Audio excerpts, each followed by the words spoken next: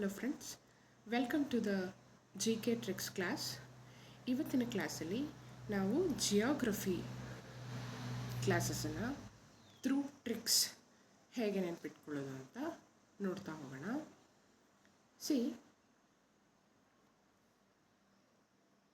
ಇವತ್ತಿನ ಕ್ಲಾಸಲ್ಲಿ world geography ಬಗ್ಗೆ ತಿಳ್ಕೊಳ್ಳೋಣ.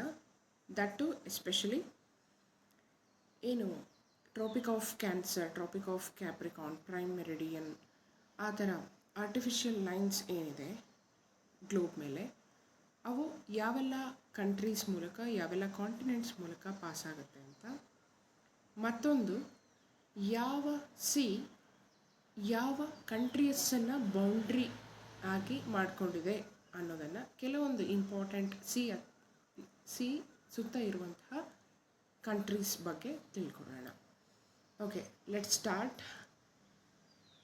So the first trick is largest ocean ಇಂದ ಸ್ಮಾಲೆಸ್ಟ್ ಓಷನ್ ತನಕ ಇರುವಂತಹ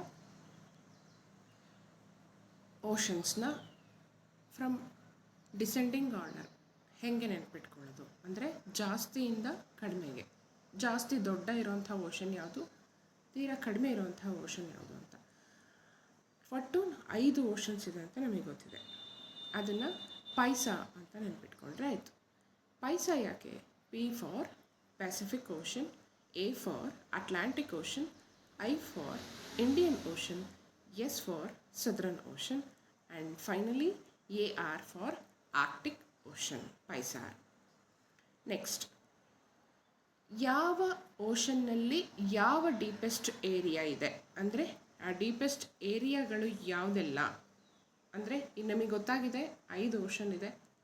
ಯಾವ್ಯಾವ ಓಷನ್ನಲ್ಲಿ ಯಾವ್ಯಾವ ಡೀಪೆಸ್ಟ್ ಏರಿಯಾ ಇದೆ ಅಂತಲೂ ಕೇಳ್ತಾರೆ. ಸೊ ಅದಕ್ಕೆ ಸಿಂಪಲ್ ಟ್ರಿಕ್ ಏನಪ್ಪ ಅಂತಂದರೆ, Mary, Puerto are Java teachers in arts of south. ಆ ಸೌತನ್ನು ಬಿಟ್ಬಿಡಿ. Mary, Puerto are Java teachers in arts ಅಷ್ಟೇ ಸಾಕು.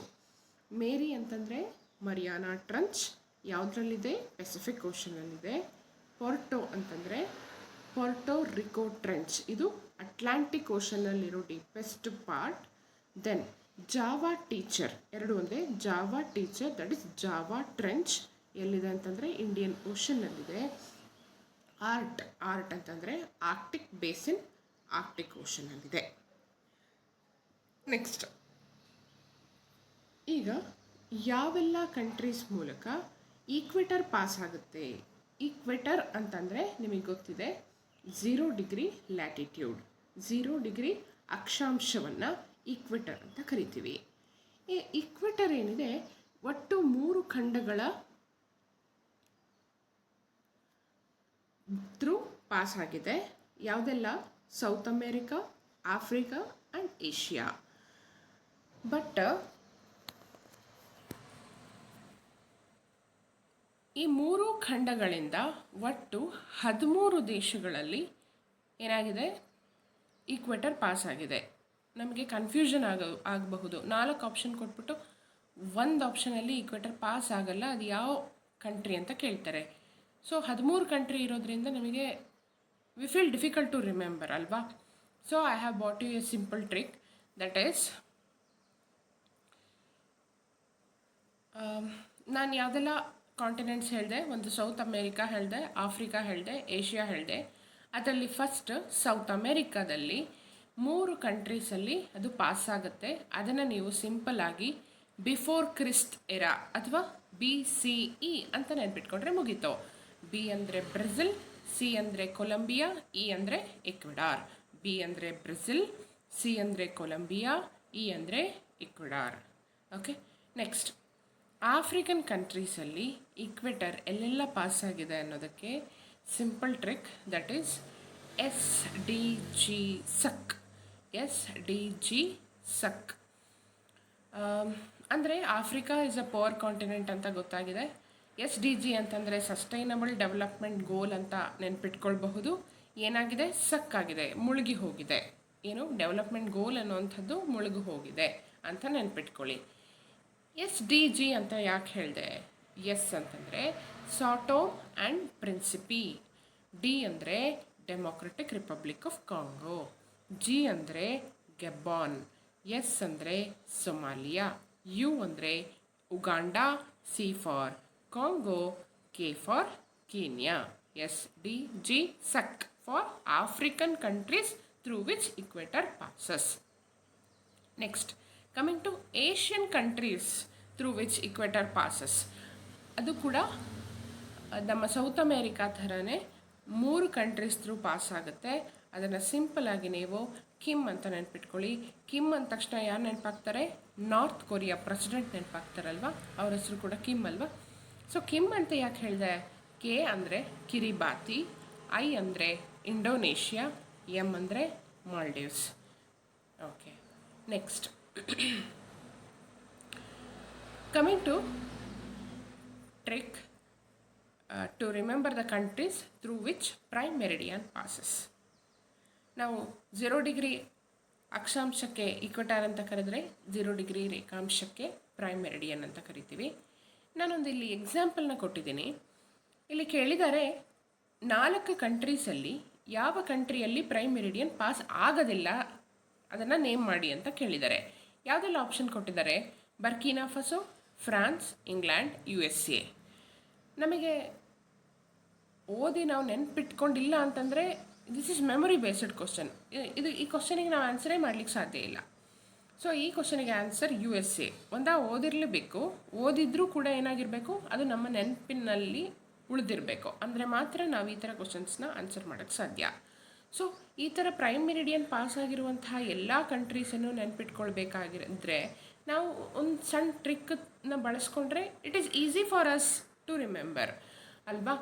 ಹಾಗಾಗಿ ನೀವು ಪ್ರೈಮ್ ಮೆರಿಡಿಯನ್ ಕಂಟ್ರೀಸ್ ಪಾಸ್ ಎಲ್ಲಾಗಿದೆ ಅನ್ನೋದಕ್ಕೆ ಸಿಂಪಲ್ ಟ್ರಿಕ್ ಏನಪ್ಪ ಅಂತಂದರೆ BSF ಗೇಮ್ ಇನ್ ಟೋಟೋ ಅಂತ. BSF ಅಂದರೆ ಬಾರ್ಡರ್ ಸೆಕ್ಯೂರಿಟಿ ಫೋರ್ಸ್ ಅಂತಲೂ ನೆನ್ಪಿಟ್ಕೊಳ್ಬೋದು, ಇಲ್ಲ ಡೈರೆಕ್ಟಾಗಿ BSF ಅಂತ ನೆನ್ಪಿಟ್ಕೊಳ್ಬೋದು. Border security force game in toto ಅಂತ ಹೇಳಿ.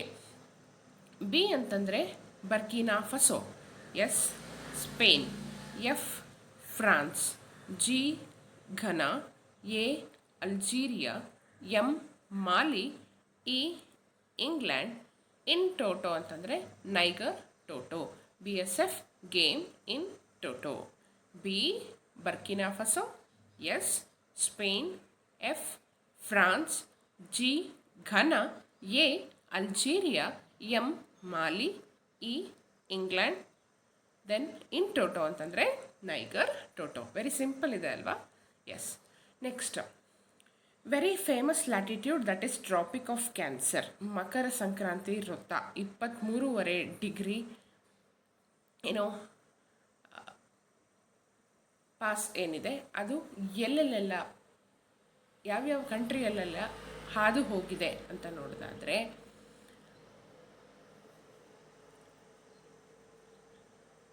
ಫಸ್ಟು ಏಷ್ಯನ್ ಕಂಟ್ರೀಸಲ್ಲಿ ಎಲ್ಲೆಲ್ಲೆಲ್ಲ ಪಾಸಾಗಿದೆ ಅಂತ ನೋಡೋಣ.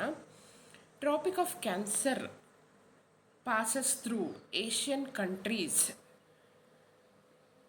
for about 9 countries through pass ಆಗುತ್ತೆ. ಅದನ್ನು ನೀವು ಸಿಂಪಲಾಗಿ ಮಾಬ್ ಈಸ್ ಕ್ಯೂಟ್ ಅಂತ ನೆನ್ಪಿಟ್ಕೊಂಡ್ರೆ ಆಯಿತು. ಏನು?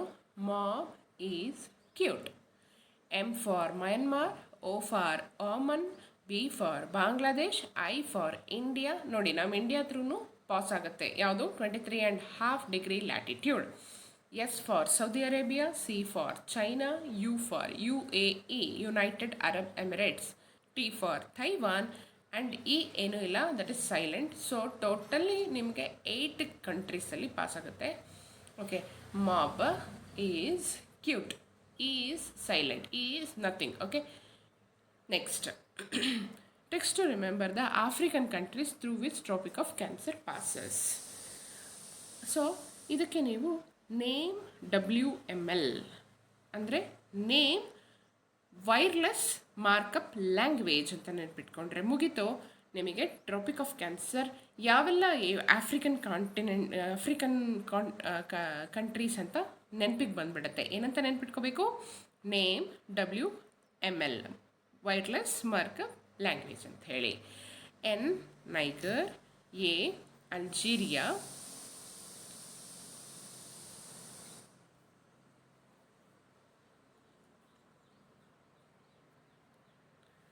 A Algeria, M Mauritania, E Egypt, W western Sahara, M Mali, L Libya. Niger, Algeria, Mauritania, Egypt, western Sahara, Mali, Libya. Next, it passes through north American continent also. ಆದರೆ ಒಂದೇ ಒಂದು ರಾಷ್ಟ್ರದಲ್ಲಿ ಅದು pass ಆಗುತ್ತೆ. ಅದು ಯಾವುದು ಅಂತಂದರೆ ಮೆಕ್ಸಿಕೋ. ಡೈರೆಕ್ಟಾಗಿ ಮೆಕ್ಸಿಕೋ ಅಂತ ನೆನ್ಪಿಟ್ಕೊಂಡ್ರೆ ಆಯಿತು. That comes under which continent? North American continent. Next, Tropic of Capricorn passes through 10 countries in 3 continents. Which are those 10 countries ಅಂತಂದರೆ, ಇದು ಒಟ್ಟು 3 ಖಂಡದಲ್ಲಿ ಪಾಸ್ ಆಗುವಂಥದ್ದು. ಅಲ್ಲಿ ಹೇಗೆ ನಾವು ಟ್ರಾಪಿಕ್ ಆಫ್ ಕ್ಯಾನ್ಸರನ್ನು ಏಷ್ಯಾದಲ್ಲಿ, ಆಫ್ರಿಕಾದಲ್ಲಿ ಮತ್ತು ನಾರ್ತ್ ಅಮೇರಿಕಾದಲ್ಲಿ ಕಾಣಿಸ್ತೋ, ಹಾಗೆ ಇಲ್ಲಿ ಕೂಡ ಏನಾಗುತ್ತೆ, 3 ಕಾಂಟಿನೆಂಟ್ ಥ್ರೂ ಪಾಸ್ ಆಗುತ್ತೆ. ಅದು south America, Africa and Australia. North America ಬದಲು ಸೌತ್ ಅಮೇರಿಕಾ, ಆಫ್ರಿಕಾ ಕಾಮನ್ ಆಗಿರುತ್ತೆ, ಏಷ್ಯಾ ಬದಲು ಆಸ್ಟ್ರೇಲಿಯಾ. ಸೌತ್ ಅಮೇರಿಕಾದಲ್ಲಿ ಒಟ್ಟು 4 ದೇಶಗಳ ಮೂಲಕ ಹಾದು ಹೋಗುವಂಥದ್ದು.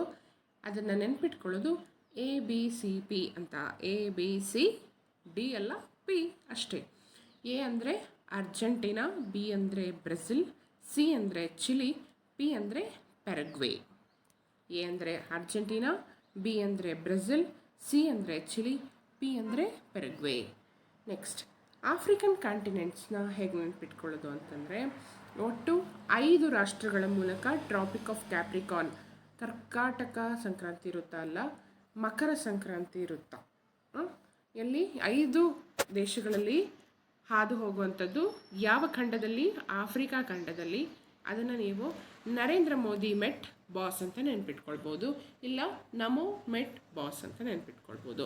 ನ ಅಂದರೆ ನಮೀಬಿಯಾ, ಮೋ ಅಂದರೆ ಮೊಜಾಂಬಿಕ್, ಎಂ ಅಂದರೆ ಮಡಗಾಸ್ಕರ್, ಬೋ ಅಂದರೆ ಬೋಟ್ಸ್ವಾನಾ, ಎಸ್ ಅಂದರೆ ಸೌತ್ ಆಫ್ರಿಕಾ. ನೋಡಿ, ಬೋಸ್ ಅನ್ನೋ ವರ್ಡಲ್ಲಿ 2 ಇದೆ, ಒಂದು ಬೋಟ್ಸ್ವಾನಾ, ಇನ್ನೊಂದು ಸೌತ್ ಆಫ್ರಿಕಾ. ಓಕೆನಾ? ನ ಅಂತಂದರೆ ನಮೀಬಿಯಾ, ಮೋ ಅಂದರೆ ಮೊಜಾಂಬಿಕ್, ಎಂ ಅಂದರೆ ಮಡಗಾಸ್ಕರ್, ಬೋ ಅಂದರೆ ಬೋಟ್ಸ್ವಾನಾ, ಎಸ್ ಅಂದರೆ south Africa. Next, need to remember the countries around Mediterranean Sea. ನಾವು ಕೇಳಿರ್ತೀವಿ ಮೆಡಿಟರೇನಿಯನ್ ಸಿ ಅಂತ ಹೇಳಿ. ಆ ಮೆಡಿಟರೇನಿಯನ್ ಸಿ ಸುತ್ತ ಬರುವಂತಹ ದೇಶಗಳು ಯಾವುದು, ಯಾವೆಲ್ಲ ಖಂಡದಲ್ಲಿದೆ, ಎರಡೂ ಕೂಡ ಗೊತ್ತಿರಬೇಕಾಗತ್ತೆ. ಸೊ ಆಫ್ರಿಕನ್ ಖಂಡದಲ್ಲಿ ಯಾವೆಲ್ಲ ಕಂಟ್ರೀಸ್ ಮೆಡಿಟರೇನಿಯನ್ ಸಮುದ್ರವನ್ನು ಸುತ್ತುವರೆದಿದೆ ಅಂತಂದರೆ, ಒಟ್ಟು 5 ದೇಶಗಳು ಸುತ್ತುವರೆದಿದೆ. ಯಾವುದೆಲ್ಲ ಅನ್ನೋದನ್ನು ಸಿಂಪಲ್ ಟ್ರಿಕ್ ಮೂಲಕ ನೆನ್ಪಿಟ್ಕೊಳ್ಳೋದು ಹೇಗೆ ಅಂತಂದರೆ, ಆಲ್ ಮೆಲ್ಟ್ ಅಥವಾ ಅಲ್ಯೂಮಿನಿಯಂ ಮೆಲ್ಟ್ ಅಂತ ನೆನ್ಪಿಟ್ಕೊಳ್ಳಿ. ಆಲ್ ಮೆಲ್ಟ್ ಅಂದರೆ, Al means Algeria, M for Morocco, E for Egypt, L for Libya, T for Tunisia. I repeat, Algeria, Morocco, Egypt, Libya and Tunisia. Next, Asian countries ಅಲ್ಲಿರುವಂತಹ 4 ಕಂಟ್ರೀಸನ್ನು ನೆನ್ಪಿಟ್ಕೊಳ್ಳುವಂತಹ very simple trick silk ಅಂತ ಹೇಳಿ. Silk ಅಂತಂದರೆ K ಬರಿಬೇಡಿ, C ಬರೀರಿ ಅಷ್ಟೇ. SILC. Syria, Israel, Lebanon, Cyprus. Syria, Israel, Lebanon, Cyprus. Next, Europe ಖಂಡಕ್ಕೆ ಬಂದರೆ ಅಲ್ಲಿ ಇರುವಂತಹ ಯಾವೆಲ್ಲ ಕಂಟ್ರೀಸ್ ಮೆಡಿಟರೇನಿಯನ್ನ ಸುತ್ತುವರೆದಿದೆ ಅನ್ನೋದಾದರೆ, ಒಟ್ಟು 12 ದೇಶಗಳು ಯುರೋಪ್ ಖಂಡದಿಂದ ಸುತ್ತುವರೆದಿರುವಂಥದ್ದು. ಅದನ್ನು ಸಿಂಪಲ್ಲಾಗಿ Bagmati did MCS in FMS ಅಂತ ನೆನ್ಪಿಟ್ಕೊಳ್ಳಿ. ಅಂದರೆ ಬಾಗ್ಮತಿ ಅನ್ನೋಳು ಮಾಸ್ಟರ್ ಆಫ್ ಕಂಪ್ಯೂಟರ್ ಸೈನ್ಸನ್ನು ಎಲ್ಲಿ ಮಾಡಿದ್ಲು? ಫ್ಯಾಕಲ್ಟಿ ಆಫ್ ಮ್ಯಾನೇಜ್ಮೆಂಟ್ ಸ್ಟಡೀಸಲ್ಲಿ ಮಾಡಿದ್ಲು. ಫ್ಯಾಕಲ್ಟಿ ಆಫ್ ಮ್ಯಾನೇಜ್ಮೆಂಟ್ ಸ್ಟಡೀಸ್ ಅಂದರೆ FMS. ಭಾಗ್ BAGಗೆ ಒಂದೊಂದು ದೇಶಗಳನ್ನ ಹೇಳ್ತಾ ಹೋಗ್ತೇನೆ. B ಅಂದರೆ ಬಾಸ್ನಿಯಾ, A ಅಂದರೆ ಅಲ್ಬೇನಿಯಾ, G ಅಂದರೆ ಗ್ರೀಸ್, ಮ ಅಂತಂದರೆ ಮಾಂಟೆನೆಗ್ರೋ. ಓಕೆ, ಬಾಗ್, ಮ, ಮಾಂಟೆನೆಗ್ರೋ, ಟಿ ಅಂದರೆ T for Turkey, I for Italy. ಓಕೆನಾ. Next MCS master of computer science ಅಂತ ಹೇಳಿದ್ದೆ. ಅದನ್ನು ಯಾಕೆ ಹೇಳಿದೆ? M for Malta, C for Croatia, S for Slovenia. Then faculty of management studies FMS, that is France, Morocco and Spain. Okay, so total 12 countries. ಯಾವುದೆಲ್ಲ? Bagmati, BAG first ನೆನ್ಪಿಟ್ಕೊಳ್ಳಿ, that is Bosnia, Albania, Greece. ಮತಿ, ಮ means Montenegro, ತಿ Turkey, T for Turkey, I for Italy. Then MCS Malta, Croatia, Slovenia. FMS France, Monaco and Spain.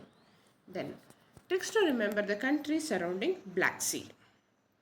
So Black Sea ಸುತ್ತ ಇರುವಂತಹ ದೇಶಗಳನ್ನು ನೆನ್ಪಿಟ್ಕೊಳ್ಳೋದು ಹೇಗಪ್ಪ ಅಂತಂದರೆ through this very simple trick. ಯಾವುದು? ರೂಡ್ ಜರ್ಮನಿ ಸೆಲ್ PF ಅಂತ.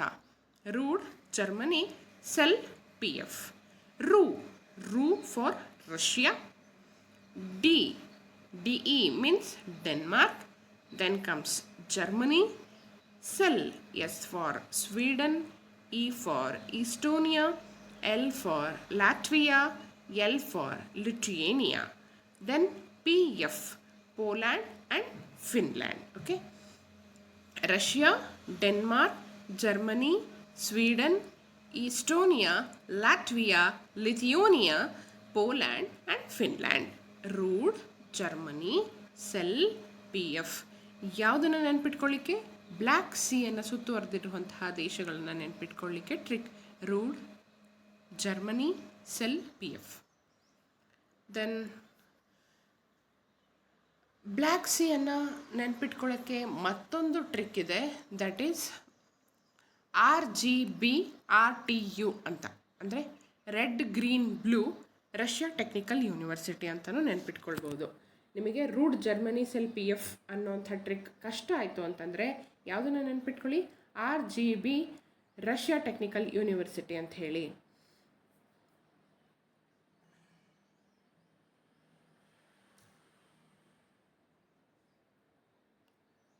ಸಾರಿ, ಅದು ಬ್ಲ್ಯಾಕ್ ಸಿ ಅಲ್ಲ, ಬಾಲ್ಟಿಕ್ ಸಿ. ಬಾಲ್ಟಿಕ್ ಸಿಯನ್ನು ಸುತ್ತುವರೆದಿರುವಂತಹದ್ದಕ್ಕೆ trick rude Germany sell PF. ಅದೇ ರೀತಿ black sea is different, Baltic sea is different. Black ಸಿಯನ್ನು ಸುತ್ತುವರೆದಿರುವಂತಹ ದೇಶಗಳು RGBRTU ಅಂತ ಹೇಳಿ. ಅಂದರೆ R ಅಂದರೆ ರೊಮ್ಯಾನಿಯಾ, G ಅಂದರೆ ಜಾರ್ಜಿಯಾ, B ಅಂದರೆ ಬಲ್ಗೇರಿಯಾ,